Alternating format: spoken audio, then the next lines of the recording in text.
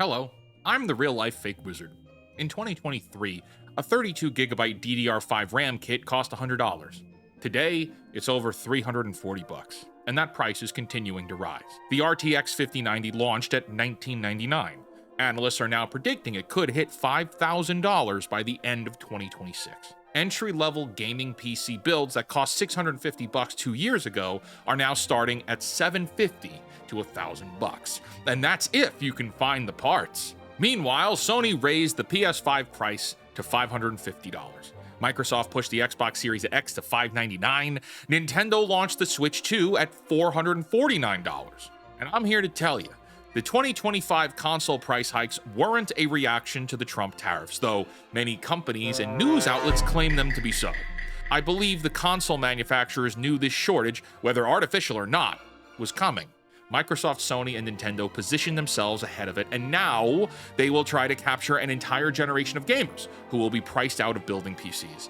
My friends, this might sound crazy, but if these console companies played their cards right, we could see a console renaissance.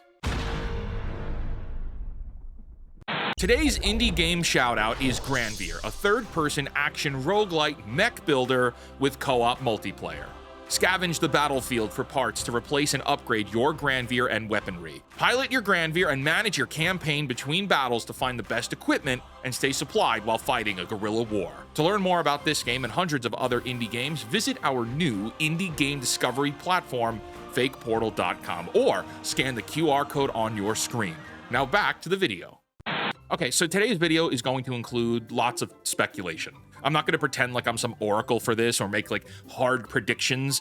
I'm no oracle, I'm just a fake wizard. I'm going to present the evidence and my theories, connect some dots, and make a case for what I think is coming. And you might agree, you might not. But if by the end of this video I have brought you any kind of value, consider subscribing to the channel if you're not already. First, the facts. We're in the middle of a global memory shortage. DRAM and NAND flash prices have more than doubled since October 25. This isn't speculation, this is happening right now. IDC's forecast predicts average PC prices will rise 4 to 8% in 2026. That's their moderate scenario.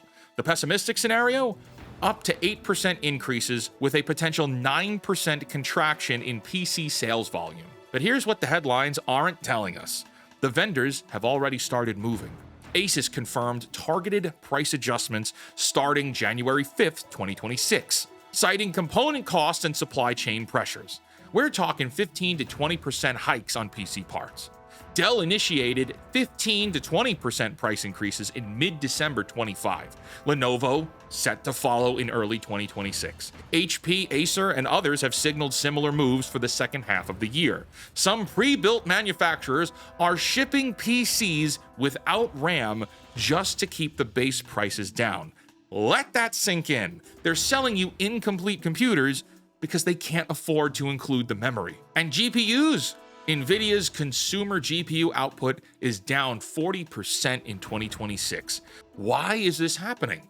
Because AI data centers are consuming 70 to 80% of advanced memory production. The AI tax on consumer hardware is real, and gamers are going to be impacted by it. Now, here's where we break into video game discussion and speculation. My theory: console manufacturers knew this was coming.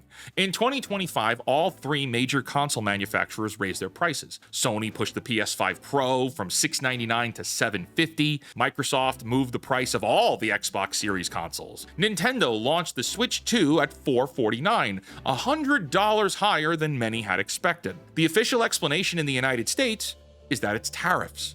Global trade pressures. Component costs are on the end of tariffs and trade pressures. But here's what I find interesting. These price increases happened before the PC memory crisis hit mainstream awareness, before vendors started announcing 15 to 20% hikes, before the headlines about RAM shortages started dominating tech news. Console manufacturers have deep relationships with component suppliers. Sony, Microsoft, and Nintendo negotiate bulk contracts years in advance. They have visibility into supply chains that consumers don't have. Yeah, I believe they saw this coming. I believe they raised prices preemptively, not just to cover their own increased costs, but to position themselves for the market shift that was about to happen. Think about it. If you're Sony and you know that PC builds are about to become unaffordable for a huge segment of the market, what do? You raise your prices now while you still have the cost advantage. You capture the margin while the gap between PC and console pricing widens in your favor. Also, let's not beat around the bush about the fact that they have the access media on their side. They have the unpredictable Trump presidency and the perfect opportunity to hide these price adjustments inside as a collateral of the tariff trade wars. Why did Australia, Canada, and the rest of the world also suffer from price hikes? Journalists want you to believe it's also part of the Trump trade war. And I think it gets worse because I believe they're going to raise prices again. The shortage isn't easing, if anything, it's deepening. Another round of console price hikes is likely coming, probably by the end of 2026. Contributing to the idea of why they're holding back the PlayStation 6 or the next generation Xbox model. I think it's all related. But there are already economic predictions about the growth of console gaming this year, and it's not directly related to anything we've said so far. Global gaming revenue in 2024 was about $189 billion. PC gaming represented 21 to 23% of that. Console gaming represented 24 to 28% of that. Consoles are already outpacing PC growth, but that's before the full impact of the memory crisis hits consumer behavior. Let's also not forget GTA 6 is expected to drive double-digit console growth in North America and Europe. Sony could capture 75% of that windfall, and that's not just because Grand Theft Auto 6 is going to be a massive game. It's not coming to PC on day one. So money is already moving in the console direction, but there's another factor that feels directly associated with my theory. Valve's Steam machine, the GameCube, launching Q1 of 2026. This is a 6-inch cube console PC hybrid, 6 times the power of the Steam Deck, 4K at 60 frames per second, Steam OS optimized with verified game ratings. The pricing is still not public, but estimates range from $500 to $800. If Valve could hit that $500 price point, which it likely won't, the Steam machine could be a legitimate alternative for PC gamers who want console simplicity without abandoning the Steam ecosystem. But of course, if the memory crisis hits Valve's production lines, that price will climb. And if it launches above $600 or $700, it risks alienating the exact cost-sensitive users it's designed to attract. This feels almost perfectly timed. Like, think about it. Steam is massive. Some say it's a monopoly on the gaming market, and people have decades of Steam libraries, hundreds of games that they've bought. They don't want to give that up. But if for any reason they were aspiring to upgrade from a potato PC to a gaming PC that's customized, they could very well now be priced out of that market. The GameCube technically fixes that. It'll be a decent enough upgrade at a better price than the thousands of dollars in PC parts. So what happens next? Here's my projection. If current trends hold, consoles could gain 2 to 5% market share from PC gaming in 2026. That might not sound like much, but in a $180 billion industry, that's billions of dollars changing hands. The gamers most likely to switch are entry-level and casual players, people who don't need 4K, 144 Hz, who don't mod games, who just want to sit down and play something after work, similar to what I just described with the GameCube scenario. These gamers are increasingly finding that a $550 PS5 might make more sense than a $1,000 PC that will need upgrades in 2 years.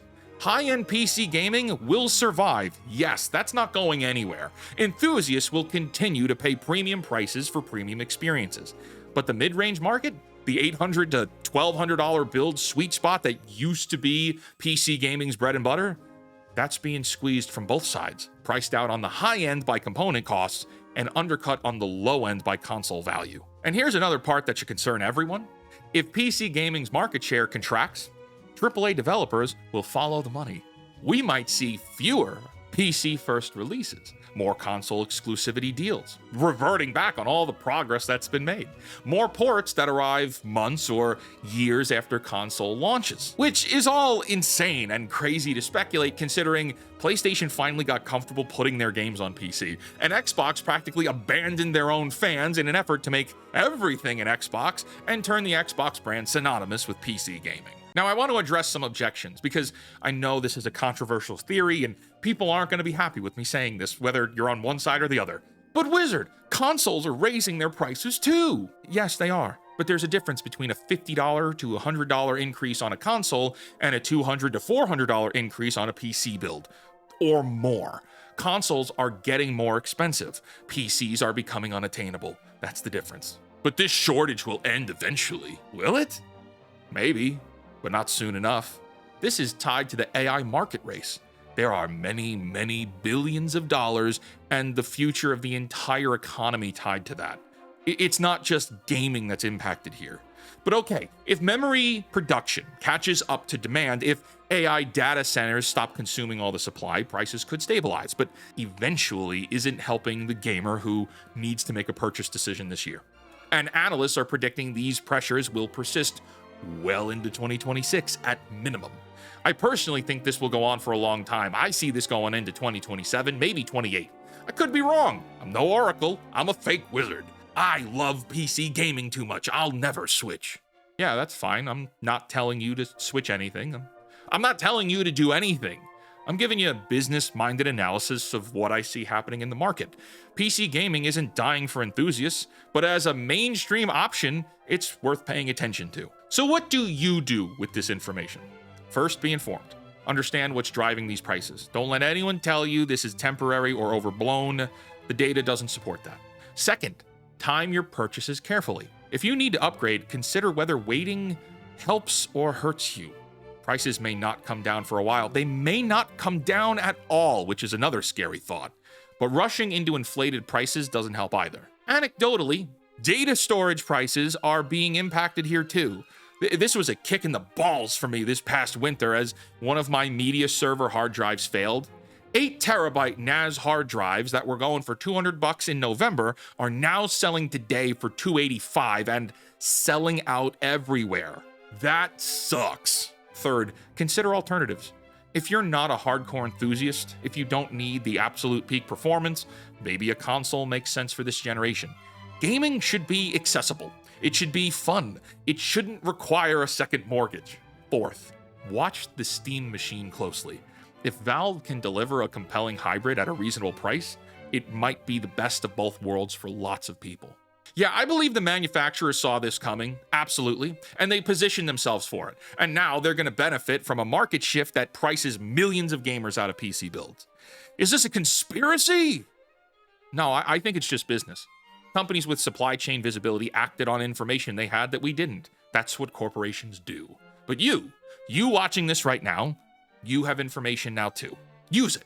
Make decisions that serve your interests, not the corporate overlords who, when the AI market bubble bursts, will buy up all the scraps and price us out of everything on the other end. Until next time, create, innovate, inspire, and for the love of God, cancel Disney Plus.